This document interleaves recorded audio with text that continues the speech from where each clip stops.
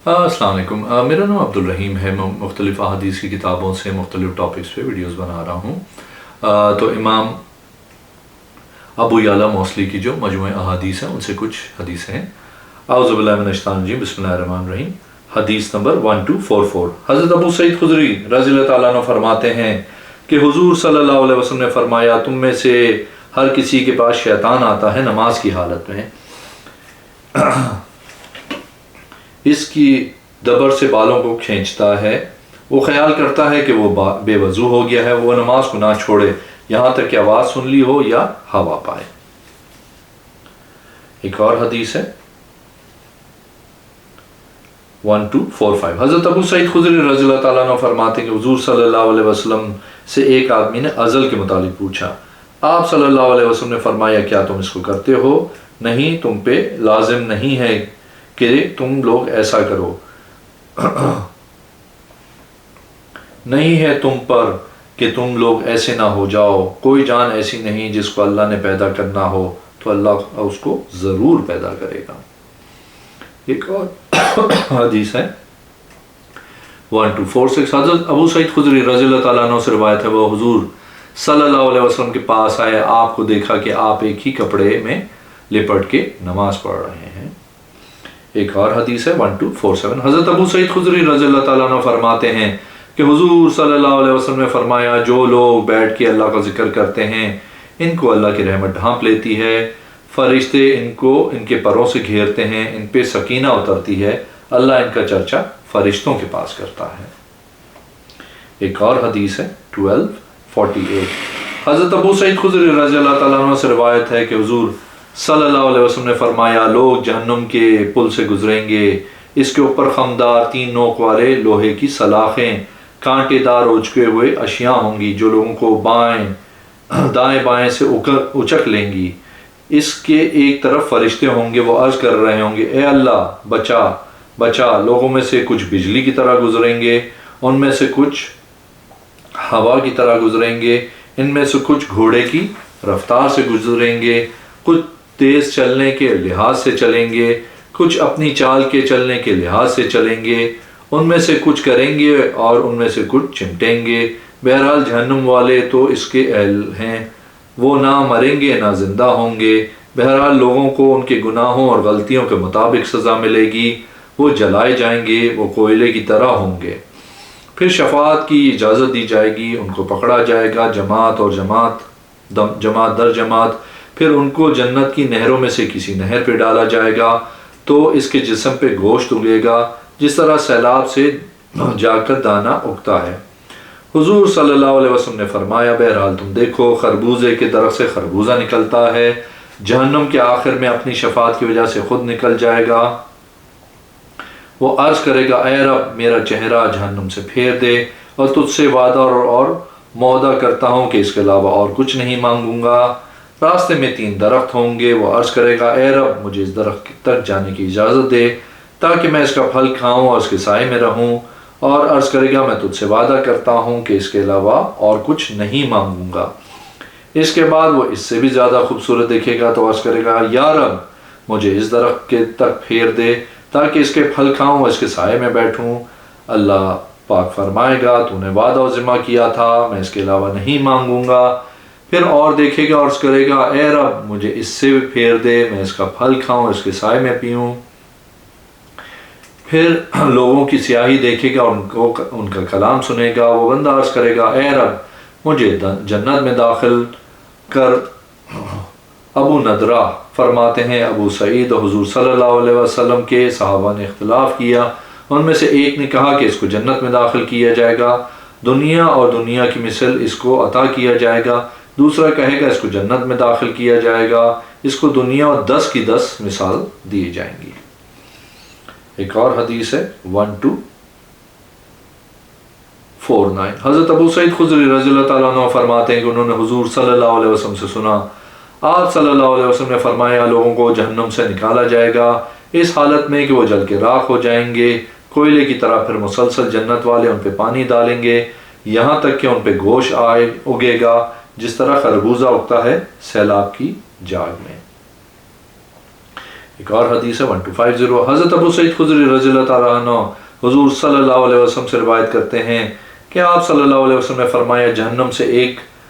جماعت نکالی جائے گی اس حالت میں کہ وہ کوئلے کی طرح ہوگی، ان کو جنت میں ڈالا جائے گا، ان پہ پانی ڈالا جائے گا تو اس پہ گوشت اگے گا جس طرح دریا کے سیلاب کی جاگ سے دانہ اگتا ہے۔ قوم میں سے ایک آدمی نے کہا گویا ایسا محسوس ہوتا ہے یا رسول اللہ صلی اللہ علیہ وسلم آپ دیہات کے رہنے والے ہیں۔ ایک اور حدیث ہے 1251، حضرت ابو سعید خدری رضی اللہ تعالیٰ عنہ فرماتے ہیں کہ حضور صلی اللہ علیہ وسلم نے فرمایا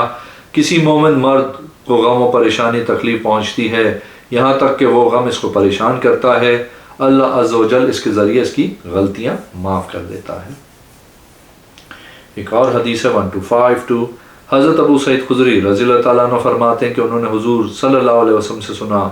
آپ صلی اللہ علیہ وسلم نے فرمایا جو بندہ ایک دن کا روزہ اللہ کی رضا کے لیے رکھتا ہے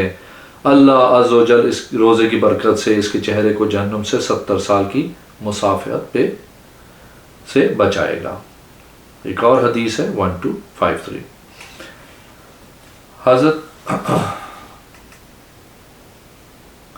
ایک اور حدیث ہے 1254، حضرت ابو سعید خدری رضی اللہ تعالیٰ عنہ فرماتے ہیں کہ حضور صلی اللہ علیہ وسلم نے کشمش اور کھجوروں کو ملا کے نبید بنانے سے منع کیا، میں نے عرض کیا ان تمام سے نبید بنائی جاتی ہے؟ آپ نے صلی اللہ علیہ وسلم نے فرمایا جی ہاں۔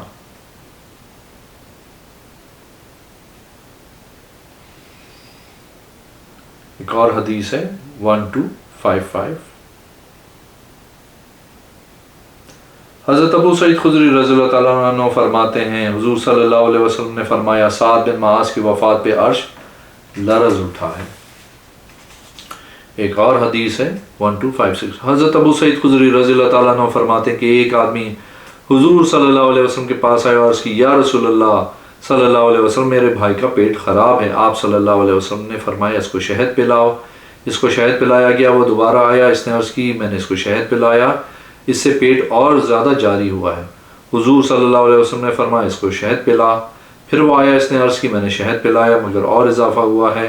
آپ صلی اللہ علیہ وسلم نے فرمایا اس کو شہد پلا، اس نے پلایا، تیسری مرتبہ چوتھی مرتبہ وہ شفا یاب ہو گیا، حضور صلی اللہ علیہ وسلم نے فرمایا اللہ کا وعدہ سچ ہے، تیرے بھائی کا پیٹ جھوٹا ہے۔ ایک اور حدیث ہے 1257، حضرت ابو سعید خدری رضی اللہ تعالیٰ عنہ فرماتے ہیں کہ حضور صلی اللہ علیہ وسلم نے عرض کی اے اللہ میرا تیرے ساتھ وعدہ ہے تو مجھے قیامت کے دن لوٹا دے، بے شک تو وعدہ خلافی نہیں کرتا، میں بظاہر انسان ہوں، کسی مسلمان کو میں تکلیف دوں یا اس کو گالی دوں یا میں اس کو ماروں، اس کے لیے نماز رکھ، اس کے لیے زکوٰۃ رکھ، اس کو ثواب دے، وہ مجھے قیامت کے دن اس کا ثواب عطا فرمائے۔ ایک اور حدیث ہے 1258، حضرت ابو سعید خدری رضی اللہ تعالیٰ عنہ فرماتے ہیں حضور صلی اللہ علیہ وسلم نے حدیبیہ کے دن اور آپ صلی اللہ علیہ وسلم کی صحابہ رضی اللہ تعالیٰ عنہ نے حلق کروایا مگر ابو قتادہ و عثمان رضی اللہ تعالیٰ عنہ نہیں کروایا، حضور صلی اللہ علیہ وسلم نے فرمایا اللہ رحم کرے حلق کرنے والوں پہ، عرض کی کٹوانے والے پر یا رسول اللہ؟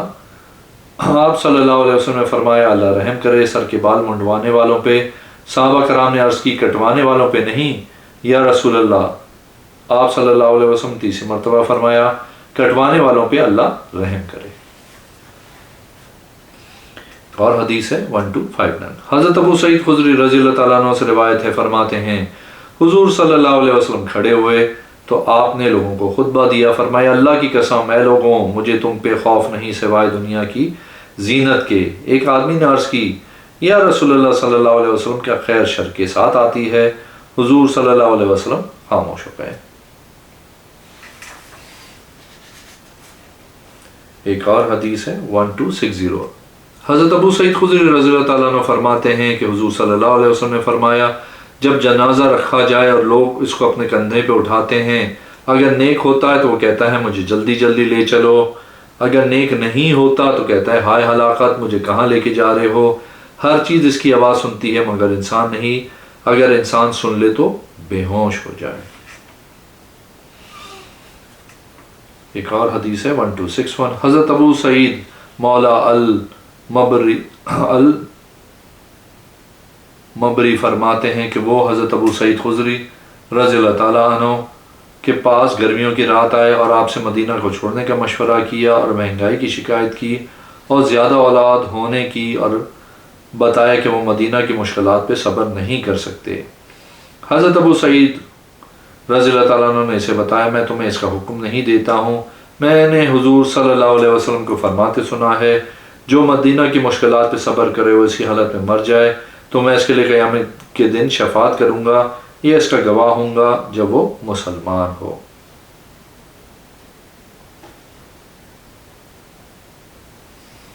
ایک اور حدیث ہے 1264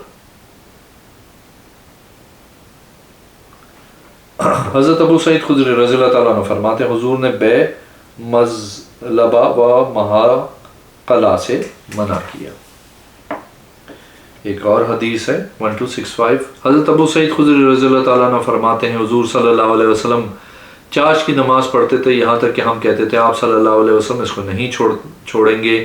اور آپ صلی اللہ علیہ وسلم چھوڑتے تھے یہاں تک کہ ہم کہتے تھے آپ صلی اللہ علیہ وسلم نہیں پڑھیں گے۔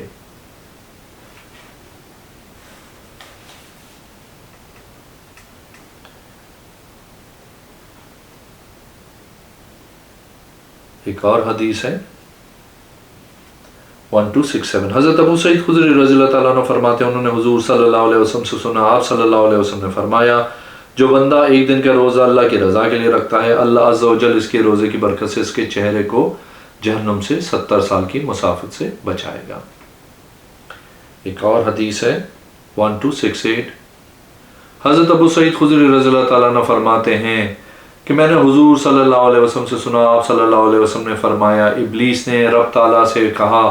تیری عزت و جلال کی قسم میں ابن آدم کو گمراہ کروں گا